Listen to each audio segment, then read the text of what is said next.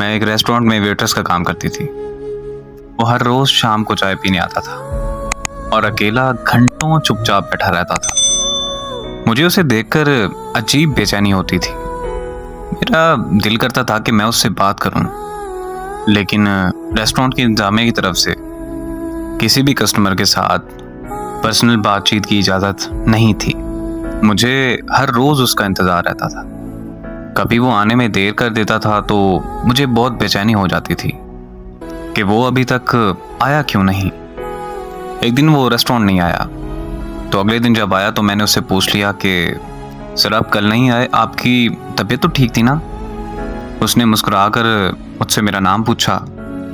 मैंने उसे अपना नाम बताया तो मेरा नाम पुकारते हुए कहने लगा कि मैं बिल्कुल ठीक हूँ और कल मैं शहर से बाहर था। अभी मैं अगली बात करने ही लगी थी कि रेस्टोरेंट का मैनेजर आ गया और मुझे वहाँ से जाने का इशारा करने लगा। मैं वहाँ से स्टाफ रूम में चली गई।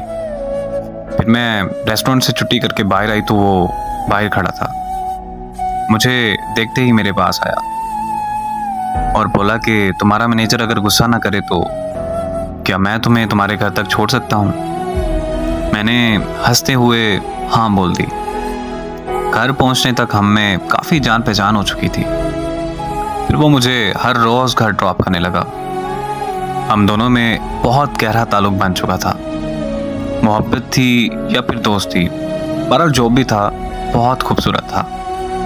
एक दिन मैंने उसे कहा कि मुझे आज रेस्टोरेंट पे काम पर नहीं जाना, हम कहीं बाहर घूमने चलते हैं, और उसने भी हाँ कर दी और मैं उससे मिलने चली गई। फिर उस दिन मैंने रोड पर खड़े होकर उसका 5 घंटे इंतज़ार किया, लेकिन वो नहीं आया।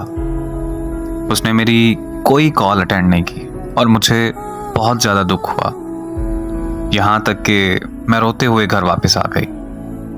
अगले दिन सुबह को न्यूज़ में उसकी तस्वीर देखी। वो न्यूज़ सुनकर मेरे पांव तले ज़मीन निकल गई कि कल उसकी एक एक्सीडेंट में मौत हो चुकी थी। वो एक्सीडेंट तभी हुआ जब वो मुझसे मिलने आ रहा था। मुझे आज भी उसके चले जाने का यकीन नहीं होता। मेरी नज़रें आज भी उसे तलाश करती हैं।